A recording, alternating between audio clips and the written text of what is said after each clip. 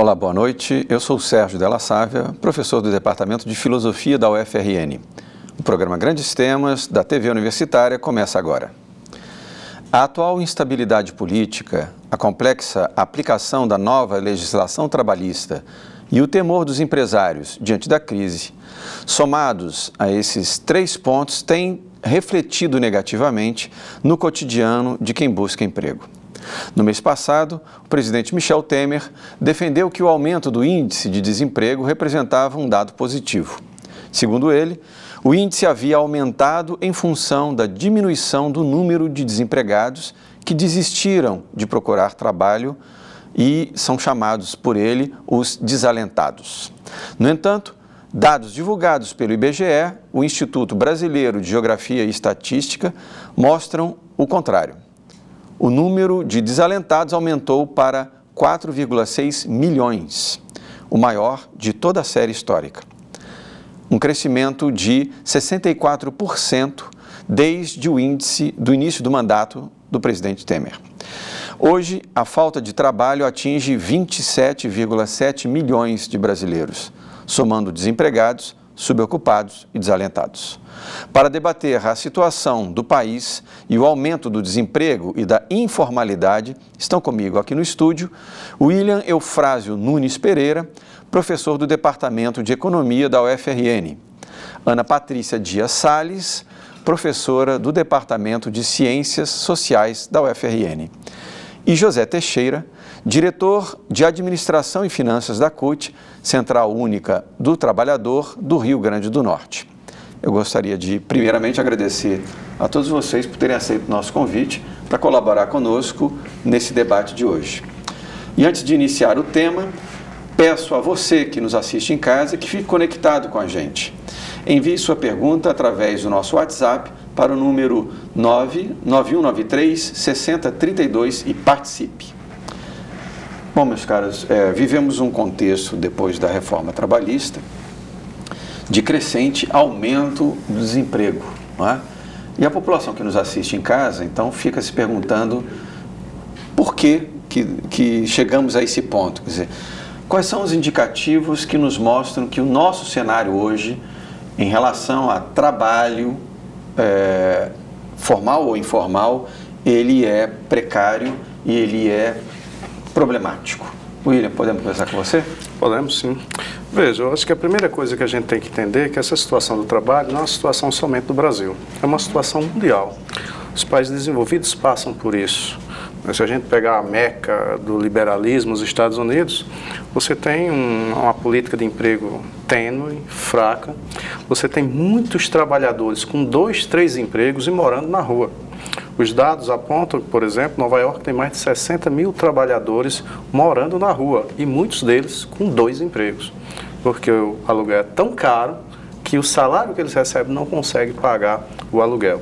Aqui no Brasil também, anos 90, eu acompanho principalmente os dados do emprego formal, e os anos 90 foi de perda de empregos em diversas regiões, principalmente no Sudeste.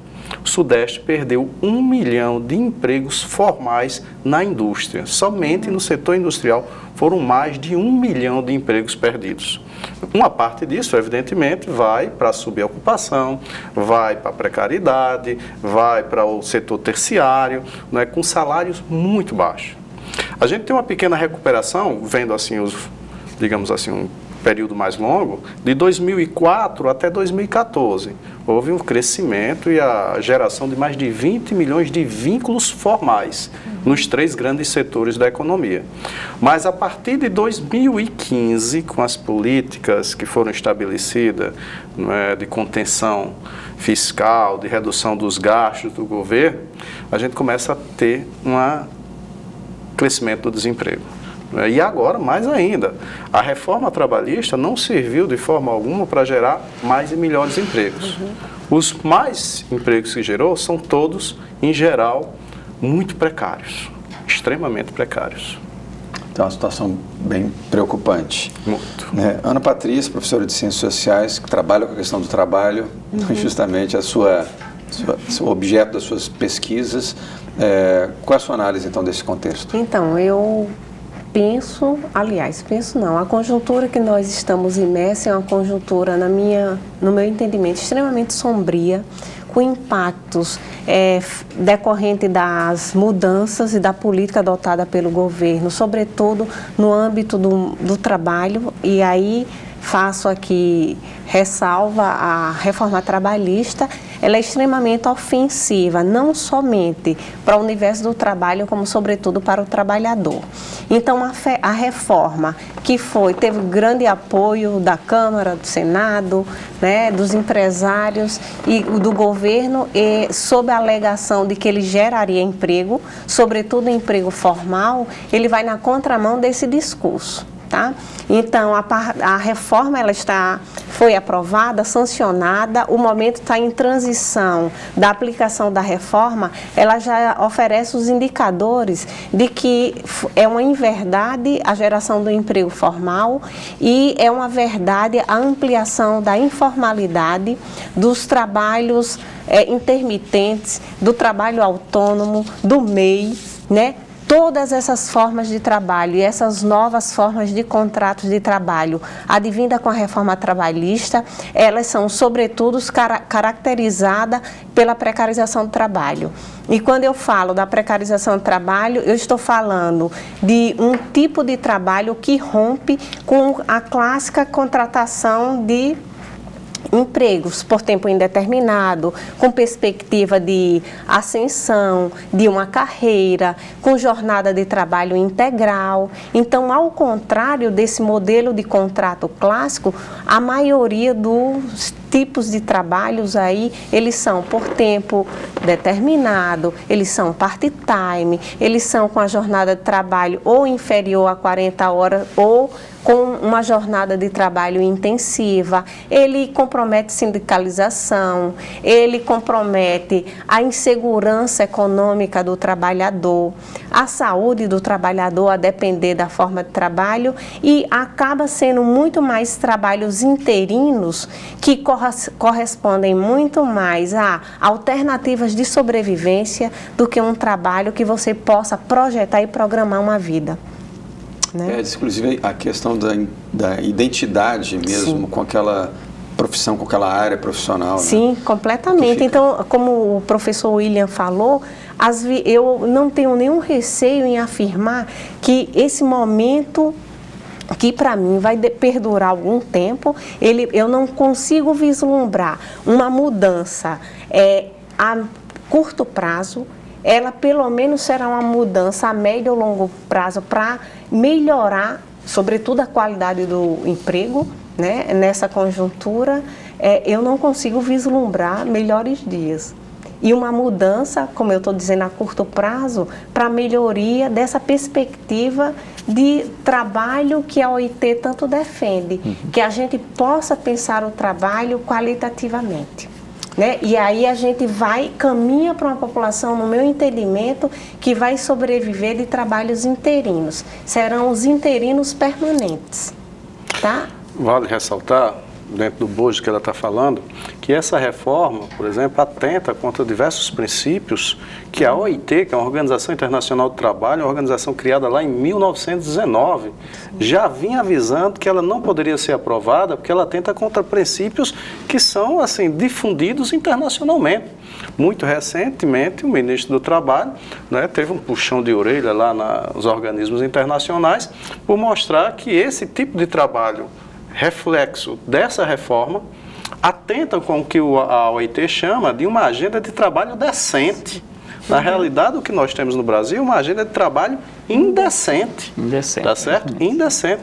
E isso é extremamente preocupante, não é? Porque as situações, cada vez mais, de opressão mesmo, não é? De assédio sobre o trabalhador, tem adoecido muitos dos trabalhadores. Isso é uma outra dimensão dessa perspectiva maior, né? Por exemplo, é a questão do adoecimento do trabalhador, né? E isso é um dado real, né?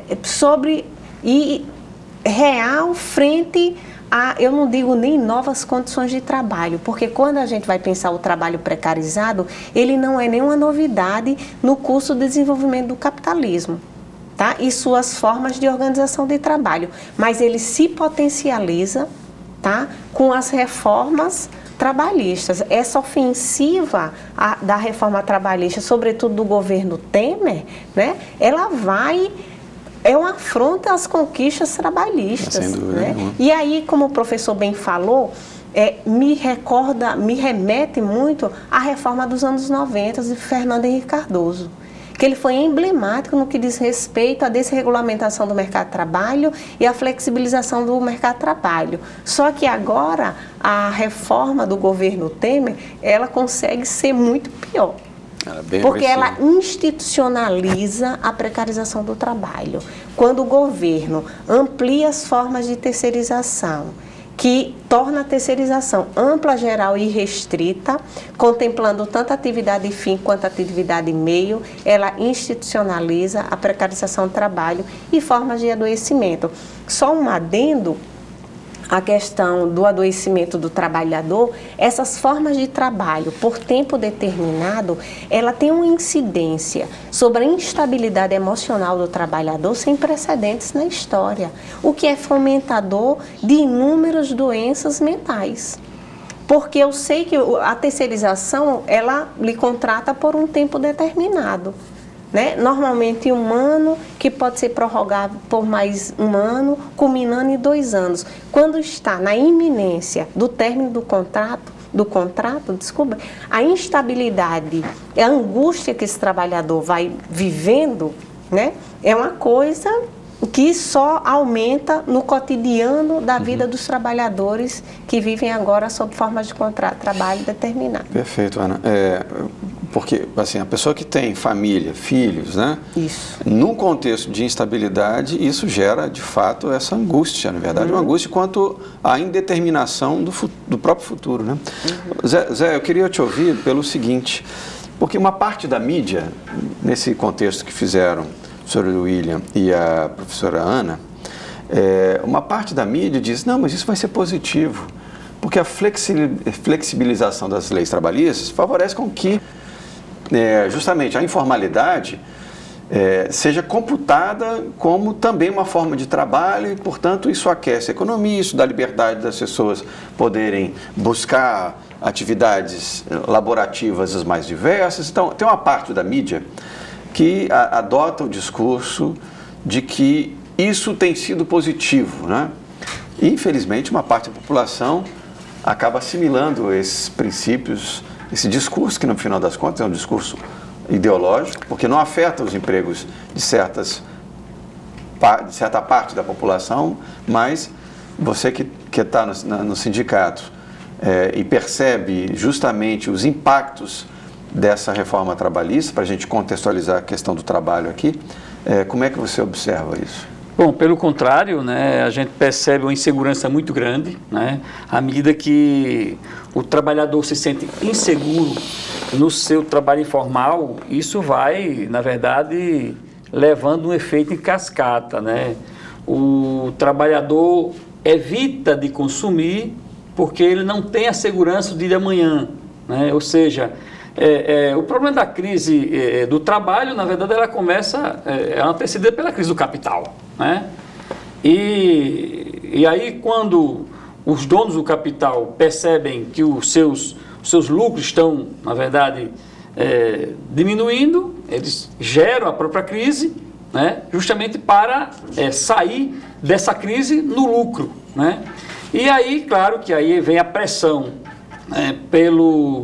pela destruição dos direitos, das garantias dos direitos trabalhistas, né, que vem justamente... E a gente precisa observar que o período da década de 90 foi justamente um período de crise do capitalismo, né, e nós vimos com a onda neoliberal devastou, né, os direitos dos trabalhadores, mas como diz a companheira Patrícia, né, nunca foi tão devastador como está sendo neste período agora pós-golpe, né? Porque nós tivemos a onda neoliberal que devastou na década de 90, mas nós tivemos aí o crescimento de uma concepção política, né, do campo mais progressista, que avançamos em todo o continente da América do Sul, não é isso?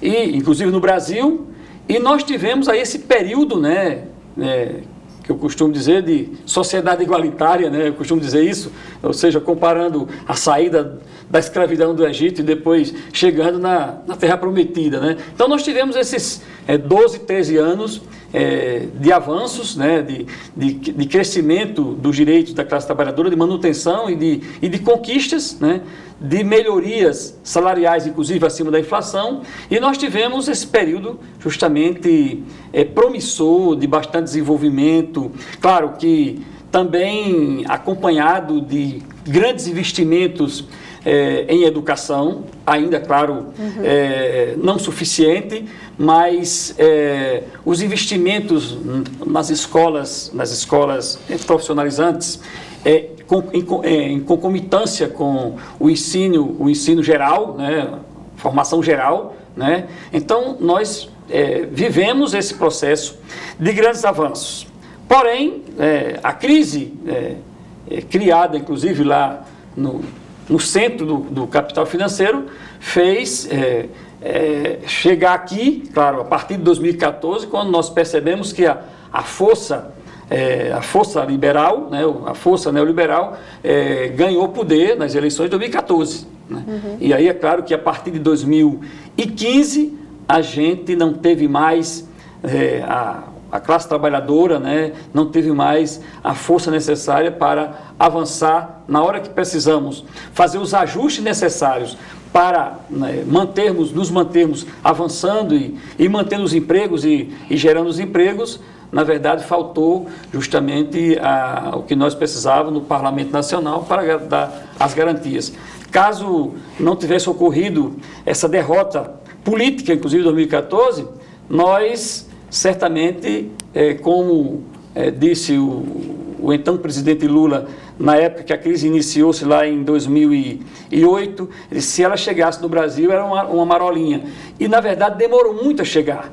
E só chegou em 2015, já seu resquício de 2014, mas 2015 para frente chegou justamente porque nós não tivemos mais as forças políticas necessárias, suficientes para manter, para fazer os ajustes necessários para que a gente pudesse estar hoje numa outra conjuntura. Na verdade, 2015 para frente, só se pensou em golpe, aquilo que veio a desencadear em 2016. E daí para frente veio justamente as reformas justamente para garantir os lucros, né, exclusivos do capital e transformando cada dia os trabalhadores em peças descartáveis. Então, hoje o trabalhador avança, né, para a descartabilidade, né, ou seja, não tendo nenhuma segurança, né, de trabalhista e, portanto, é claro que essa é a lógica do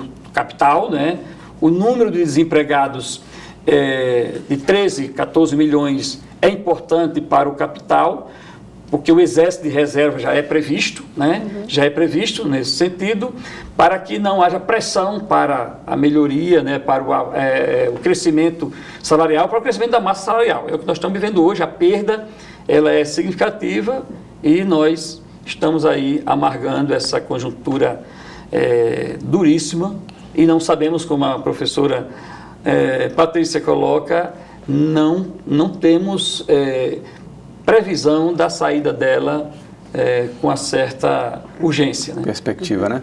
Justamente a pesquisa do IBGE, que a gente fez menção agora há pouco, no cálculo da taxa, né, de desocupação, quer dizer, o dado sobre a força de trabalho, que compreende os que trabalham e aqueles que estão procurando emprego, né, eles estão quase que equivalentes hoje. Né?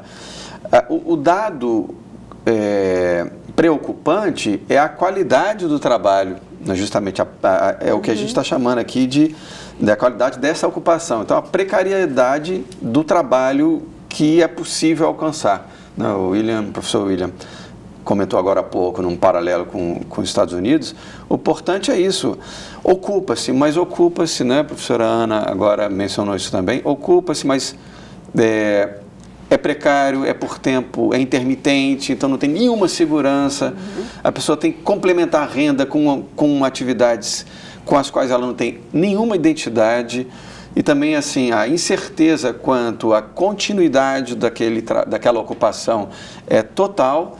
Então o problema todo é que esse contexto, se a gente trabalhar apenas com números frios, ele não dá a dimensão clara do problema que a gente está vivendo, né? De fato, eu gosto muito de discutir com a classe trabalhadora, com a classe média, para a gente observar qual é a qualidade do posto de trabalho. Sim, e isso é um elemento importante. A gente discutia bem pouco a questão da incidência sobre as doenças, principalmente de caráter psicossomático, psíquicas. Nunca cresceu tanto nesse século, não somente no Brasil, no mundo como um todo.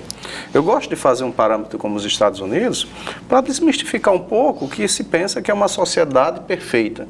Na realidade, não existe sociedades perfeitas. Todas as sociedades têm problemas, e uns mais do que os outros. E quando a gente se debruça sobre o problema dos outros países, a gente pode pensar o nosso com mais cuidado. Ou seja, muito recentemente, os Estados Unidos vem discutindo a questão do número de suicídio que tem crescido radicalmente, com pessoas que se pensaria ganham bem, têm empregos relativamente estáveis e estão se suicidando. Mas a pressão do trabalho pela precarização, né? No Brasil isso é mais ainda, isso é muito mais violento no Brasil. Tá? Os trabalhadores, principalmente os trabalhadores do chão de fábrica, além da rotatividade, os salários vêm caindo. Eu fiz um estudo recente com o meu grupo de pesquisa, a gente observou a distribuição salarial, né, nos diversos setores nos anos 90 e ano 2000.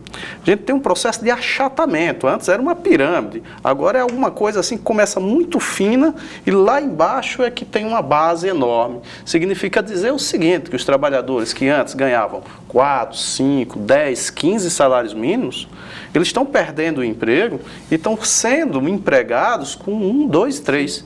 Hoje, no Brasil, 80% dos trabalhadores ganham menos de 3 salários mínimos. 80%. Chama-se achatamento da massa salarial. Exatamente, ou seja, você tem faixas cada vez mais baixas.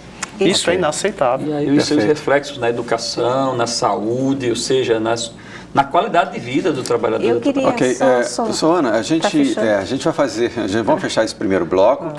Pediria que você aproveitasse, você que nos assiste em casa, aproveitasse esse pequeno intervalo para enviar para o nosso programa a sua pergunta através do nosso WhatsApp, pelo número 99193-6032 e participar conosco do debate dessa noite. Até daqui a pouco.